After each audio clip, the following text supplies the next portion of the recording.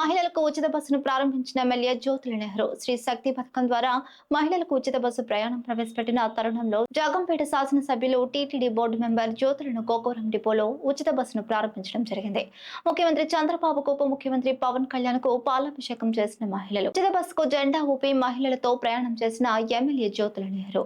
ఈ సందర్భంగా జ్యోతుల నెహ్రూ మాట్లాడుతూ 5 రకాల బస్సులలో ఉచిత బస్సు ప్రయాణం సాగించే అవకాశం ప్రభుత్వం కల్పించిందని, Palle Velugu, ultra Palle Velugu, city ordinary express, metro express బస్సులో మహిళలకు ఉచిత ప్రయాణం చేయవచ్చన్నారు.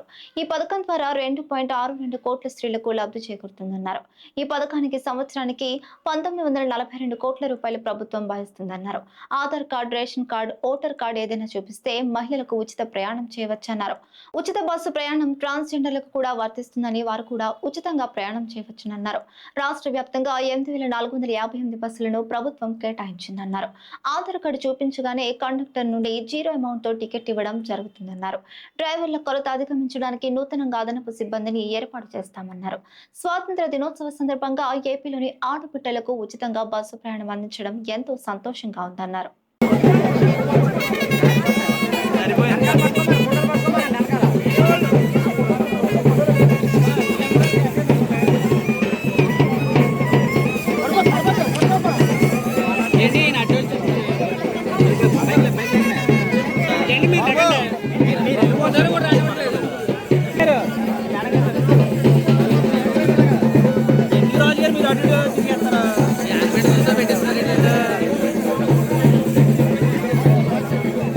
అమ్మా తప్పకోనమ్మా సైడ్ అమ్మా వెనక నుంచి అమ్మా అమ్మాజీ గారు వచ్చేస్తున్నారు అందరూ. అమ్మా మీరు వెనకాలమ్మా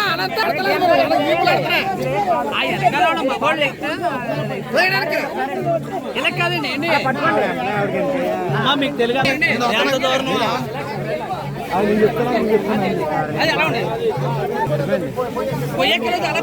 సరిపోయింది.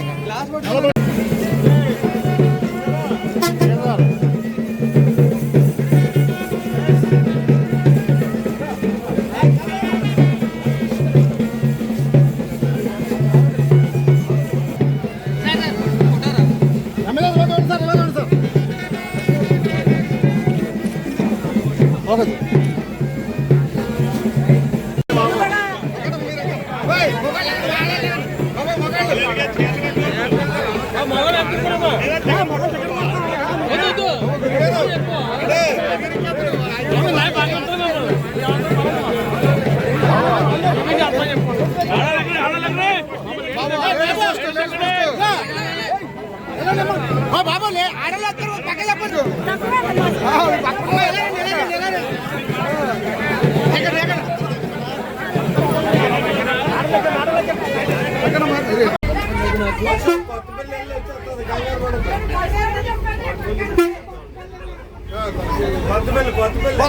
కొత్త పిల్ల వెనక్కి తీసుకొచ్చా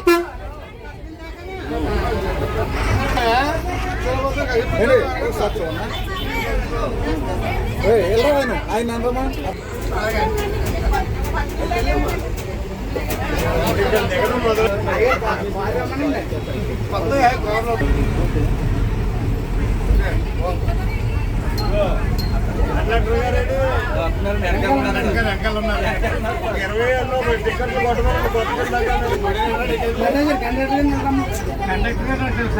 బాగా పడతారు. 20 టికెట్లు వస్తున్నారు. మనం వెళ్ళిపోదాం.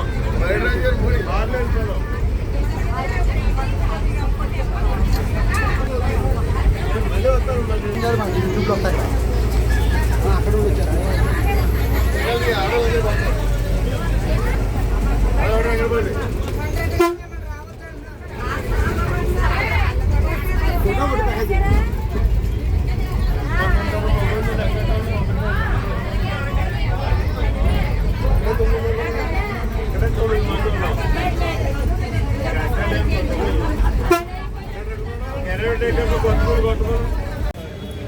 పోరాటంతో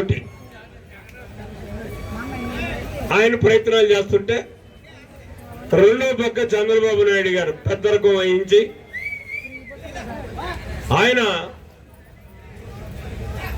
కేంద్ర ప్రభుత్వంతో సమన్వయంతో వ్యవహరింపజేసి ఈ ఇద్దరు కలయికలోని పవన్ కళ్యాణ్ చంద్రబాబు నాయుడు గారి యొక్క కలయికతోటి ఈనాడు కడు సమర్థవంతంగా ఈ పాలన సాగుతూ ప్రజాహితం వైపు పయనిస్తుందో అని చెప్పి మరి నేను మనవి చేసుకుంటున్నాను. అటువంటి ప్రభుత్వానికి మీ చల్లని ఆశీస్సులు ఎప్పుడూ అందివ్వాలి అని చెప్పేసి కూడా ప్రత్యేకంగా మిమ్మల్ని అందరినీ కోరుకుంటూ, మరి ముఖ్యంగా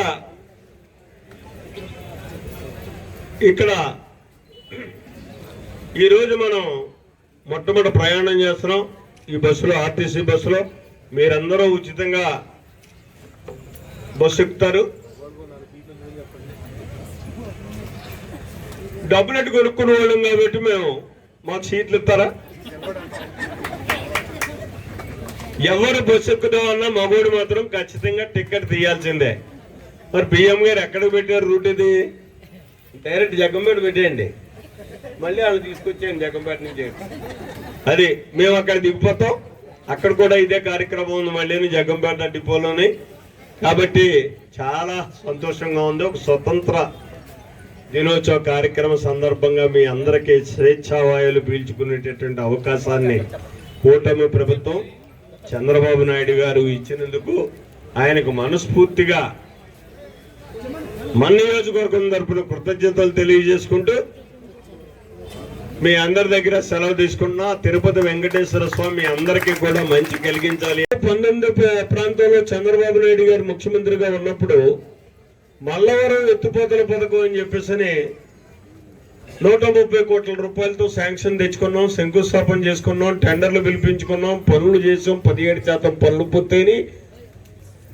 గత ప్రభుత్వం వచ్చిన తర్వాత, మన జగనన్న ప్రభుత్వం వచ్చిన తర్వాత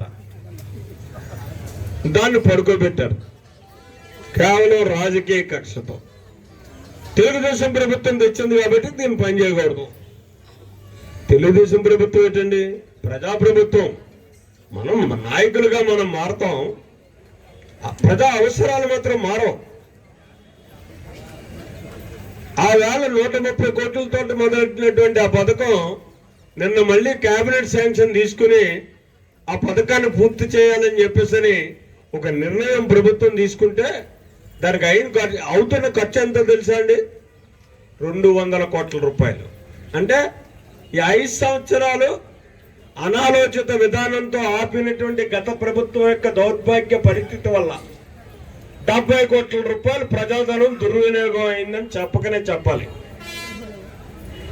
ఇవాళ బాధ్యత గల ప్రభుత్వం కాబట్టి ఒక పక్క ఇన్ని సంక్షేమ కార్యక్రమాలు చేసుకుంటూ అభివృద్ధి కార్యక్రమాలను కూడా ముందుకు తీసుకెళ్తూ వెళ్తున్నటువంటి భాగంలోనే ఇవాళ మల్లవరం ఎత్తిపోతల పథకాన్ని మనం 200 కోట్ల రూపాయలతో మళ్ళీ పనులు ప్రారంభించబోతున్నాం.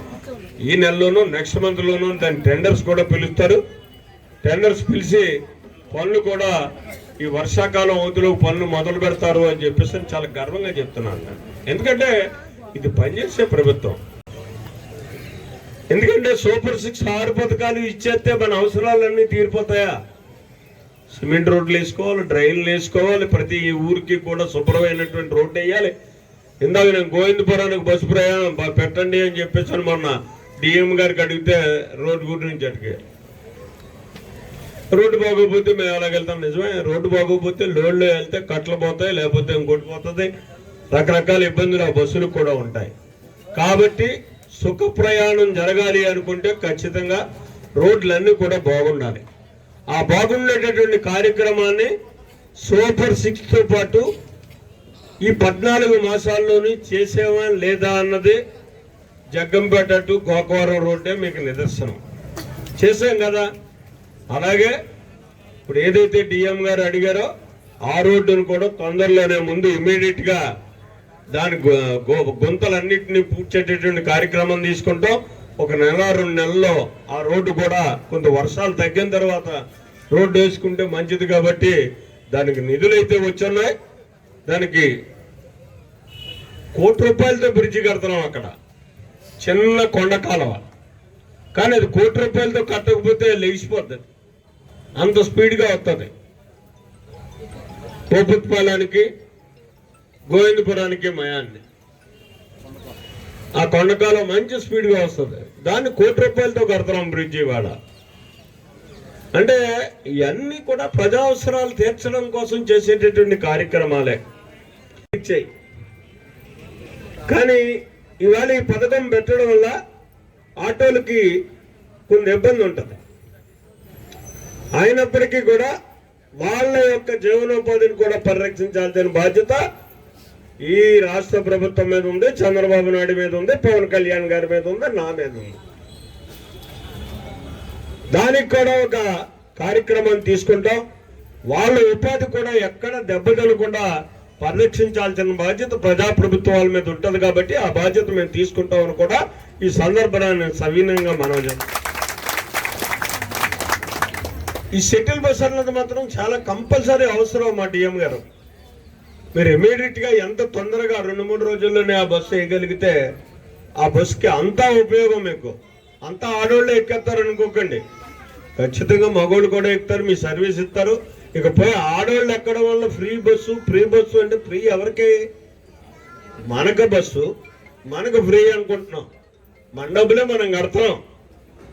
ఇవాళ రాష్ట్ర వ్యాప్తంగా ఇప్పుడు అంచనా వేసినటువంటి అంచనా ప్రకారం చూసుకుంటే మీరందరూ నిజంగా ప్రయాణం చేయగలిగితే, సక్రమంగా వెళ్ళగలిగితే 19,042 కోట్ల రూపాయలు, 1942 వేల కోట్ల రూపాయలు సంవత్సరానికి ఆర్టీసీకి మీ ప్రజాధనాన్ని మనం ప్రభుత్వం ద్వారా ఇస్తాం. కాబట్టి ఇది ఫ్రీ బస్ ఏం కాదు. మీరు కట్టేటటువంటి పన్నుల నుంచి, మీరు ఇచ్చేటటువంటి సంపద నుంచి, అంటే పెద్దోళ్ళ దగ్గర తీసుకోవచ్చు, చిన్నోళ్ళకి ఇవ్వాలి. అదే ప్రజాప్రభుత్వం అంటే. కాబట్టి ఇదేదో ఉచితంగా మనం ఎక్కుతున్నారు మీరు అని మాత్రం డిపార్ట్మెంట్ ఎక్కడా కూడా విసుగు చెందకూడదు. వాళ్ళు ఎక్కితేనే మీకు జీవనోపాధి.